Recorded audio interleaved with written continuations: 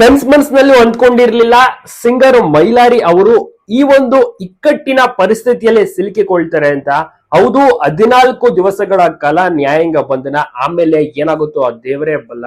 ಪಾಪ ಮ್ಯೂಸಿಕ್ ಮೈಲಾರಿ ಅವರ ಪತ್ನಿ ನಿಜವಾಗ್ಲೂ ಕೂಡ ಎಷ್ಟು ಮನಸ್ಥಿತಿ ಅವ್ರಿಗೆ ಯಾವ ರೀತಿ ಇರ್ಬೋದು ಈ ಒಂದು ಟೈಮಲ್ಲಿ. ಪಾಪ ಪುಟ್ಟ ಮಗು ಇರುವಂತದ್ದು, ಬಹಳನೇ ಕುಗ್ಗಿದ್ದಾರೆ. ಫ್ಯಾಮಿಲಿ ಅವರು ಧೈರ್ಯವನ್ನ ತುಂಬುವಂತ ಕೆಲಸ ಮಾಡಿದ್ರು ಕೂಡ, ಬಟ್ ಈ ಒಂದು ಸ್ಥಿತಿ ಇದೆಯಲ್ಲ, ನಿಜಕ್ಕೂ ಯಾರಿಗೂ ಕೂಡ ಆ ರೀತಿಯ ಒಂದು ಇಕ್ಕಟ್ಟಿನ ಸ್ಥಿತಿ ಬರಬಾರ್ದು. ಮ್ಯೂಸಿಕ್ ಮೈಲಾರಿ ಅವರು ಅಂತ ಒಂದು ಪರಿಸ್ಥಿತಿಯಲ್ಲಿ ಸಿಲುಕಿಕೊಂಡಿದ್ದಾರೆ. ಉತ್ತರ ಕರ್ನಾಟಕ ಭಾಗದ ಒಂದು ಫೇಮಸ್ ಸಿಂಗರ್ ಅಂತ ಹೇಳ್ಬೋದು, ತುಂಬಾನೇ ಬೇಡಿಕೆಯಲ್ಲಿರುವಂತವ್ರು, ಸಾಕಷ್ಟು ರಸಮಂಜರಿ ಕಾರ್ಯಕ್ರಮಗಳನ್ನೆಲ್ಲ ನೀಡ್ತಾ ಬಂದಂತವ್ರು. ಬಟ್ ಇವರ ಮೇಲೆ ಪ್ರಕರಣ ಮತ್ತೆ ಇನ್ನಿತರೆ ಬೇರೆಯವ್ರ ಮೇಲೂ ಕೂಡ ಪ್ರಕರಣ ದಾಖಲಾಗುತ್ತೆ.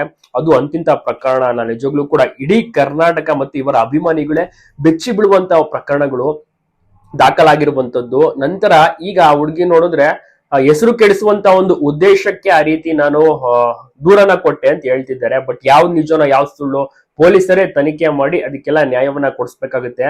ನಾನು ಕೋರ್ಟ್ ಮೂಲಕವೇ ಹೋರಾಡ್ತೀನಿ ಅಂತ ಈಗ ಮ್ಯೂಸಿಕ್ ಮೈಲಾರಿ ಅವರು ಕೂಡ ತಿಳಿಸ್ತಾ ಇದ್ದಾರೆ. ಸೊ ನೋಡೋಣ ಏನಾಗುತ್ತೆ ಅಂತ. ಪಾಪ ಅವ್ರಿಗೆ ಅಂದ್ರೆ ಅವರ ಪತ್ನಿ ಲಿಖಿತಾ ಅಂತ ಅವ್ರಿಗೆ ಬಹಳಷ್ಟು ರೀತಿಯಲ್ಲೂ ಕೂಡ ಮನನೊಂದಿದ್ದಾರೆ, ಕುಸಿದಂತಾಗಿದೆ. ಅವ್ರಿಗೆ ಸಮಾಧಾನವನ್ನ ಮಾಡ್ತಾ ಇದ್ದಾರೆ, ಧೈರ್ಯವನ್ನ ತುಂಬುವಂತ ಕೆಲಸವನ್ನ ಫ್ಯಾಮಿಲಿ ಮಾಡ್ತಾ ಇದೆ. ಪುಟ್ಟ ಮಗು ಬೇರೆ ಇದೆ. ತುಂಬಾ ಚೆನ್ನಾಗಿ ಹಾಡನ್ನಾಡ್ತಾರೆ. ಹಲವಾರು ಕಾರ್ಯಕ್ರಮಗಳು ಇತ್ತು, ಮುಂದೆನೂ ಕೂಡ ಸಾಕಷ್ಟು ಬ್ಯಾಕ್ ಟು ಬ್ಯಾಕ್ ಪ್ರೋಗ್ರಾಮ್ ಗಳನ್ನ ಕೊಡ್ತಾ ಇದ್ರು. ಬಟ್ ಇವರಿಗೆ ಇಂಥ ಸ್ಥಿತಿ ಬರಬಾರ್ದಾಗಿತ್ತು. ನೀವೇನಂತೀರಾ?